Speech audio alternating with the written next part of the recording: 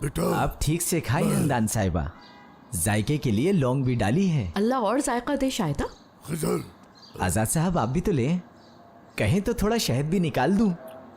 नहीं बिल्कुल नहीं। वैसे शहद के बगैर भी मजे का है। बेटा मैं तो बेवकूफ हूँ या शायद अंधा हो गया हूँ, मैंने देखा नहीं।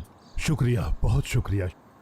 खिजिर साहब और सोच रहा था कि अरे रियान साहिबा आपको कुछ चाहिए? चाय बहुत है, वो भी ताजी चाय। आप नाश्ता करें, मैं निकाल बहुत देता हुआ, हूँ। खामोश। मैं किसी से बात तक नहीं कर पा रहा हूँ, तुम होके बकबक किए जा रहे हो।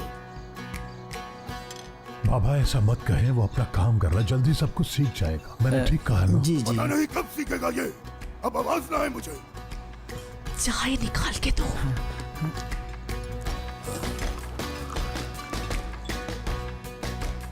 मुझे माफ कर आवाज दें, नहीं। ये मैंने जानबूझ के नहीं किया, मेरे काम का यही तरीका है। अब अगर कुछ कहूँ तो लानत हो मुझ पर। लानत का तो मुझे नहीं पता। अब एक लफ्ज भी मुंह से निकला तो तुम्हारी जुबान काट दूंगा। इसे मेज पे रखो और दफा हो जाओ, हम खुद ले लेंगे। जी ठीक है।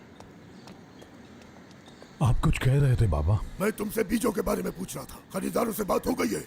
जी बात कर ली है, बीजों के लिए दवा तो तैयार कर ली है, लेकिन नताइज आने में कुछ वक्त तो लगेगा ना बाबा।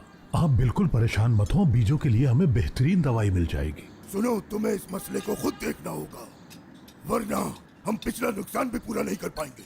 नहीं नहीं, आप परेशान मत हो, मुनाफा बढ़ाने के लिए जो कुछ करना हुआ मैं करूंगा, यकीन रखें मुझ पर। एक तुम पे ही तो भरोसा है।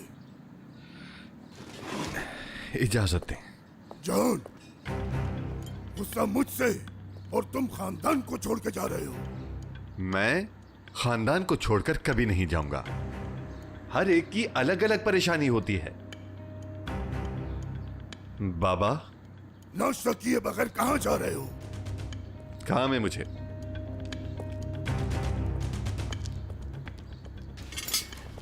बैठो बेटा, तुम्हारे बाबा जो करना चाहते हैं करने दो। बाबा आप कहाँ चले? मेरा पेट तो बातों से ही भर गया है, जमीनों तक जा रहा हूं। खुद देखूंगा वहां जाके सब कुछ। यहां बैठकर पागल होने से बेहतर है कि वहां जाकर अपने काम को खुद देख लूं।